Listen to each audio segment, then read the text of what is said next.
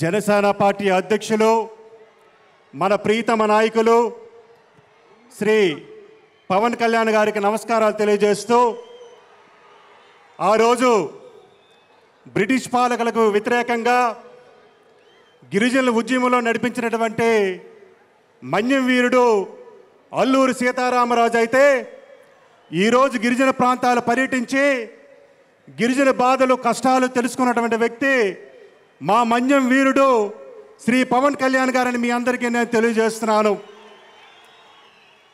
డోలీ మోతల నుంచి బాధలు తప్పించినటువంటి వ్యక్తి శ్రీ పవన్ కళ్యాణ్ గారు. ఈరోజు గిరిజన ప్రాంతాల్లో ప్రతి గిరిజన గ్రామానికి రోడ్డు సదుపాయాలు కల్పించి మంచినీటి సౌకర్యాలను కల్పించినటువంటి వ్యక్తి శ్రీ పవన్ కళ్యాణ్ గారు. మరి వైసీపీ ప్రభుత్వంలో నా గిరిజనులు, నా దళితులు, నా బీసీలు అన్నటువంటి వ్యక్తి మరి ఆ రోజు దళితుడైనటువంటి సుధాకర్ గారు ఒక మాస్క్ అడిగినందుకు ఆ రోజు దళితుడిని నిర్దాక్షిణ్యంగా చంపించినటువంటి వ్యక్తి జగన్మోహన్ రెడ్డి.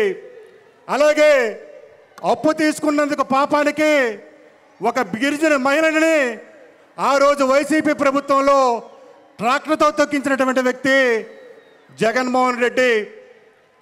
అలాగే మా మన్యం జిల్లాలో నడి రోడ్డుపై ఒక గిరిజన మహిళ ప్రసవం చేసిందంటే దానికి కారణం జగన్మోహన్ రెడ్డి. ఆ రోజు ఏ ప్రాంతానికి కూడా కనీస రహదారి సౌకర్యం కూడా కల్పించలేదు. మరి ఆ రోజు ఆ ప్రభుత్వంలో గిరిజనులకి తీవ్రమైనటువంటి అన్యాయం జరిగింది.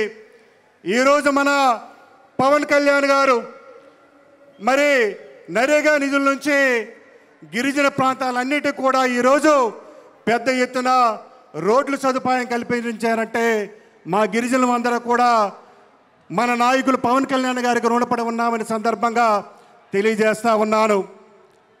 మరి అది ఆయన యొక్క గొప్పతనం. మరి ఈరోజు మన్యం ప్రాంతాల్లో మరి చెప్పులు లేకుండా కూడా ప్రతి గ్రామానికి వెళ్ళినటువంటి వ్యక్తి మన పవన్ కళ్యాణ్ గారు.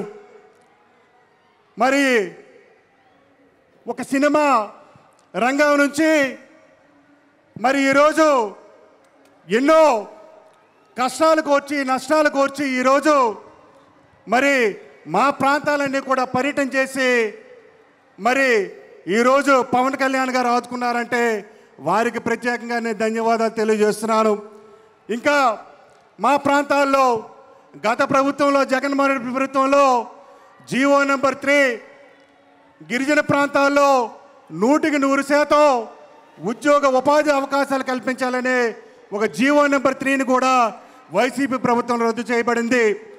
నేను ఈ సభ సాక్షిగా మన నాయకులకు అడుగుతా ఉన్నాను, తమరు ప్రత్యేకమైనటువంటి దృష్టి పెట్టి మా గిరిజన సామాజిక వర్గాన్ని ఆదుకోవాలని ఈ సభ ద్వారా మీకు తెలియజేస్తా ఉన్నాను. అలాగే మరి ఈరోజు వైద్య సదుపాయం కూడా అన్ని ప్రాంతాల్లో మరి మా ప్రాంతాల్లో అందించినటువంటి వ్యక్తి పవన్ కళ్యాణ్ గారు. వారికి మేము ఎల్లప్పుడూ కూడా రుణపడి ఉంటామని తెలియజేస్తూ ఈ అవకాశం ఇచ్చినటువంటి పెద్దలు పవన్ కళ్యాణ్ గారికి మరొకసారి శిరస్సు వంచి నమస్కారాలు తెలియజేస్తూ సెలవు తీసుకుంటున్నాను.